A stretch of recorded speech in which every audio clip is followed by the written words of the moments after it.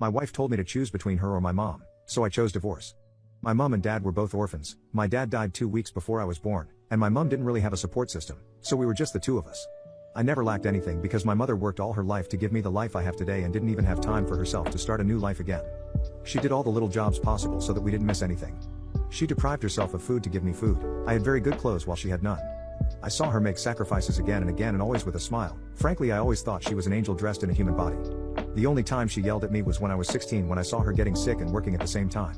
I wanted to help her by finding a job, but she was angry and told me it was not my job to take care of her and it was up to her to take care of me. She wanted me to get really good grades to get into the best universities because it was the only way I can protect myself when she can't anymore. Even at university, she didn't want me to work. I had to be focused on my studies, but she wanted me to volunteer so that I could be an adult who could do something with his hands. I met my wife there while both of us were volunteering. My wife is a good person, but she was never close to her parents or her siblings. Yet she adored my mother since she met her. There were times when I thought she loved my mother more than she loved me and we laughed about it. Deep down, I think she was looking for the bond between mother and daughter that she did not have from her mother. When I finished my studies, I found a job, and we moved in together, but she wasn't comfortable that I call my mom every day. Mind you, those were 10 to 15-minute calls, but eventually she stopped bringing it up. 2 years later I bought a house for my mother, because we never had a house in our name, we lived from apartment to apartment. So for all the sacrifices she made, it was for me the least of it and it was non-negotiable. That's where the problem started with my wife. She wanted me to think about us first. I told her my dream had always been to buy my mom a house since I was little and that's what I had to do. But she complained about it to my mom. My mom didn't even know I bought a house for her as it was supposed to be a surprise for her birthday. She was uncomfortable receiving the house because of my wife and told me that wasn't necessary and that we could use it for us when we get married. I was furious. I told my mother that the house was for her and that she could do with it whatever she wanted, but it was time for her to think about herself first.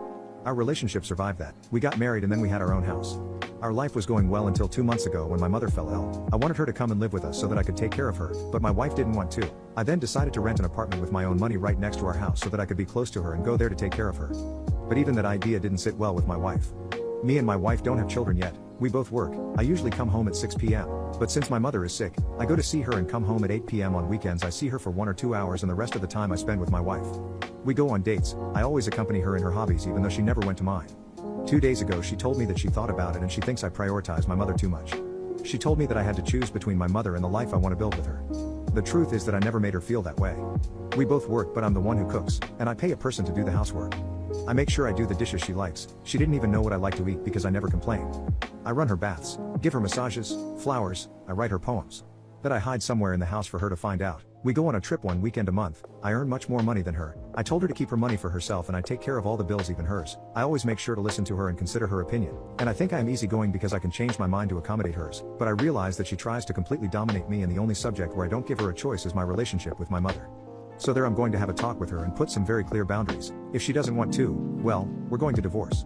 Before confronting my wife I had time to reflect, and I came to the conclusion that I will never again let anyone in my life dictate the relationship I should have with my mother or the time I should dedicate to her. So I decided to answer the ultimatum. But first I wanted to know if there was another reason why she gave me this ultimatum. She replied that no. I asked her, apart from what she blamed me for, was there something she wanted to tell me but couldn't tell me? She said there was nothing and asked me to come to the point, so I told her I wanted a divorce. She remained frozen. I think she was shocked because she wasn't talking. She was just staring at me. I tell her everything that was on my mind, that our values are too different. I was going through the worst moment of my life. My mother was sick. We did several tests with her. We still don't know what she's suffering from. We don't know her family medical history because she was an orphan. It makes me anxious to know that overnight I could find myself alone in the world. Yes, alone in the world, because in these difficult times, all I needed was her support. But if my own wife thinks that I should give less attention to my mother who is sick and who needs me more than ever, it's time to go to our separate way.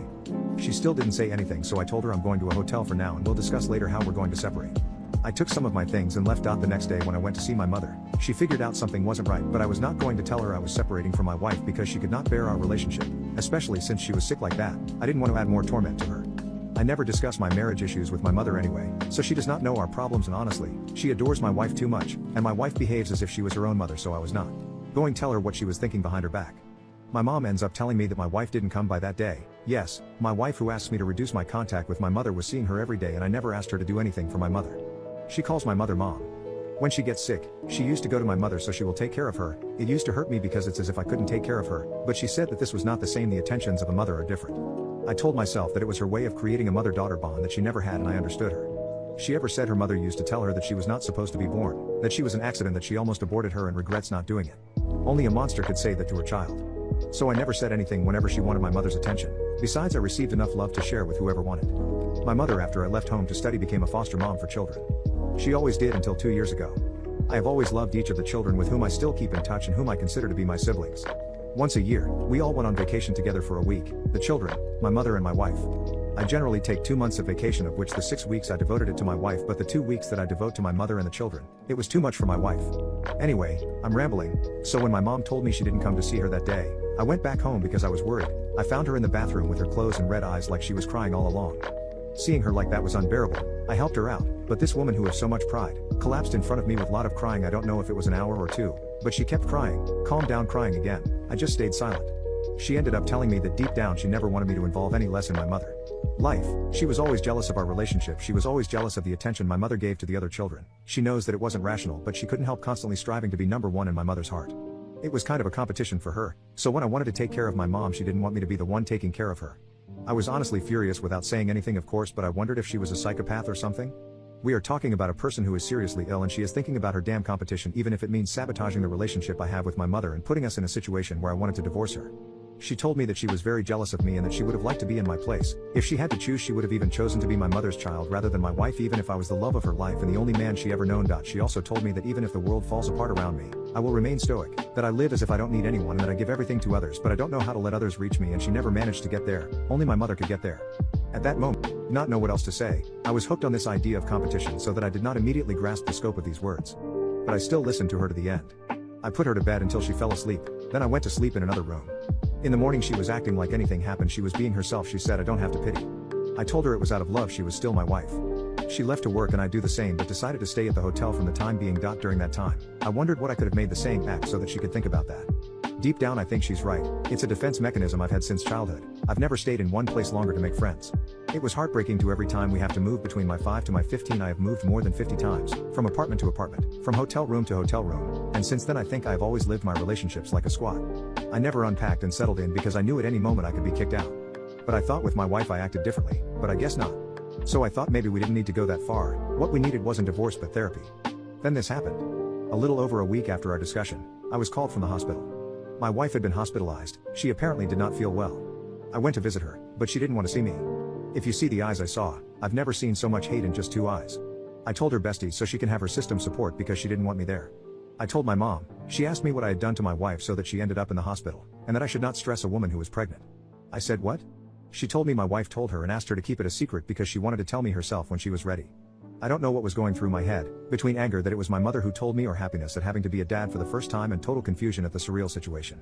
I went to my wife and told her I knew, but she looked at me again angrily and told me she had lost the baby and it was my fault. In an instant, I just get the news my wife was pregnant but keep it from me, that I was going to be a dad and that we lost the baby and that she was accusing me of having caused something that I did not even know. She asked me to leave and I left. I always wanted children, very early on.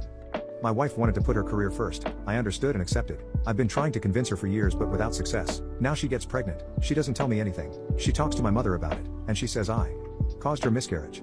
Since then, she says she didn't tell me anything because she wanted to first confirm if I could deal with all the responsibilities I give myself and raise a child at the same time. I don't understand her, and I admit since then I have a fierce hatred against her.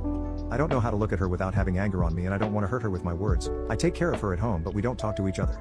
I'm not going to stay with her. It's not possible. I started a session with a psychologist. He told me that patience was my best weapon, that I shouldn't make a permanent decision on emotions that could be temporary, and that I should take time to see if there were things to salvage. Here is where I am. I don't know if I'll do another update. I took days off to be there for my wife and for my mother, but I'm feeling pretty depressed and I just want to get away from all this bullcrap right now.